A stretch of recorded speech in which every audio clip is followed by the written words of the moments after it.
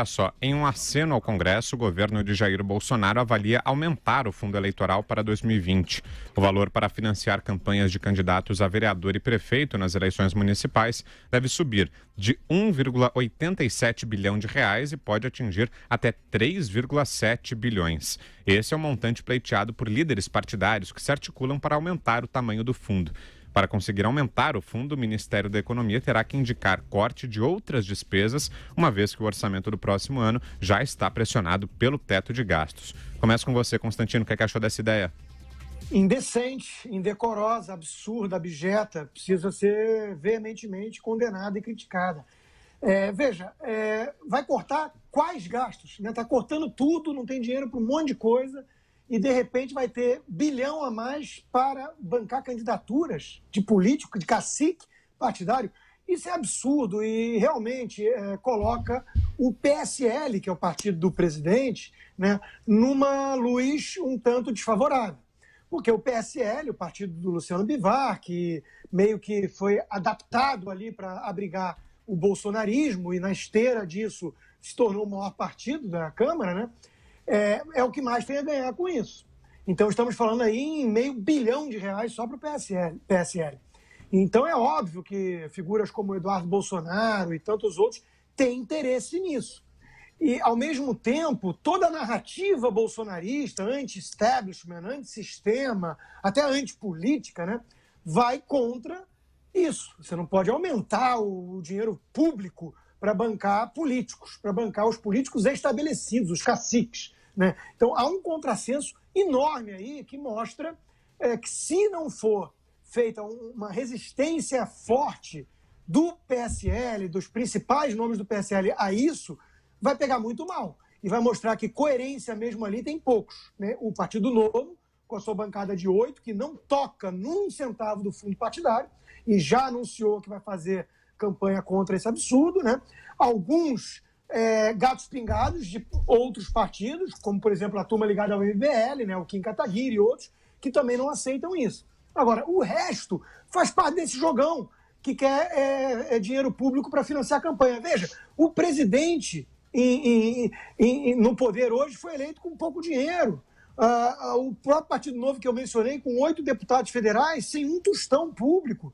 Não existe por que você meter a mão, avançar sobre 3 bilhões de recurso público numa situação ainda mais dessa conjuntura que estamos vivendo, de todo mundo tendo que cortar tudo na carne, porque falta dinheiro, para você bancar a campanha para município desse pessoal. Isso aí realmente é indecente, é pornográfico. Isso aí não pode ir adiante. Vera. A gente ouve muito que a campanha municipal é mais cara até que a presidencial pela sua natureza ali, de obrigar a você fazer também campanhas dos vereadores, aí fisicamente aos lugares, que ela tem um componente distrital que exige mais deslocamentos, etc, etc. Então, por isso, esse afã dos políticos em aprovar o incremento desse fundo. É bem engraçado ver o governo agora querendo apoiar isso e deputados da base governista também, porque há cerca de 2, no máximo 3 semanas, houve uma controvérsia muito feia a esse respeito, quando o Partido Novo se insurgiu contra o reajuste do valor, ainda para um valor menor do que esse.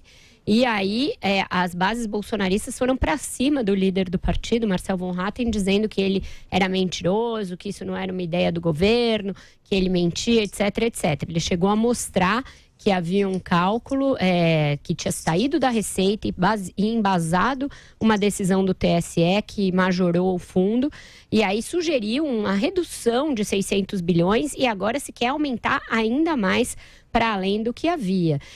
E a possibilidade que está se abrindo, eu sou daquelas que tem dito aqui, e há muito tempo, que as eleições têm de ser financiadas de alguma maneira, que o Supremo é que errou ao tornar inconstitucional a doação privada a campanhas, etc. Ela tem de ser financiada de alguma maneira. Mas o que se quer com a expansão desse fundo é que dinheiro público passe a bancar muito mais coisas, para além só das campanhas. Praticamente você banca os partidos e tudo que eles vão fazer que é alheio ao fato da existência, a ocorrência da própria eleição. Então, eu acho que isso tende a mudar, a sociedade tende a reagir, porque realmente não tem dinheiro para nada. Esse valor é discrepante em relação a muitas outras rubricas do orçamento muito mais necessárias. Só o que está se cortando em pesquisa e em preservação do meio ambiente, a gente pode passar anos aqui enumerando as rubricas que têm menos recursos do que isso. Então, é um absurdo e, como o Rodrigo disse, de fato, é bastante contraditório com o discurso moralista, quase jacobino, das hostes bolsonaristas. Diga, Josias. Olha, é preciso enxergar o lado positivo de certas notícias, ainda que seja necessário procurar um pouco.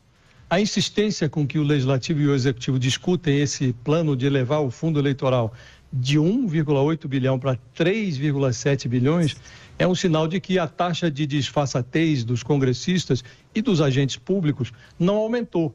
Ela continua nos mesmos 100%.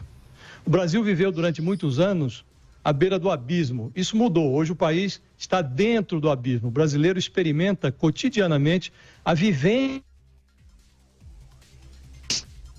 Josias, eu vou pedir para você voltar um pouquinho. A conexão interrompeu. Você falava sobre a vivência que o Brasil vem experimentando. O Brasil está vivendo, caiu no abismo e está experimentando a vivência cotidiana do abismo.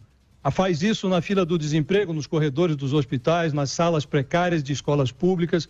A despeito do sofrimento, a turma de Brasília insiste em encarar o Brasil, esse Brasil do abismo, como uma nação de bobos. No íntimo, os defensores dessa tese de que o fundão precisa virar um fundãozão, eles desejam que o brasileiro se finja de idiota pelo bem das arcas eleitorais de 2022, quando vão ser escolhidos vereadores e prefeitos. A eleição podia ser muito mais barata. O problema é que está cada vez mais difícil sustentar esse tipo de conclamação ao sacrifício patriótico da inteligência.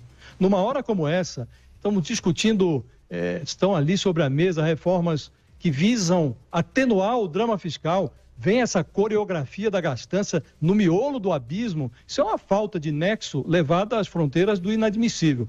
Pode passar, mas vai haver um preço. De uns tempos para cá, muita gente que cutucou as ruas com o pé para ver se o asfalto mordia, saiu ferida.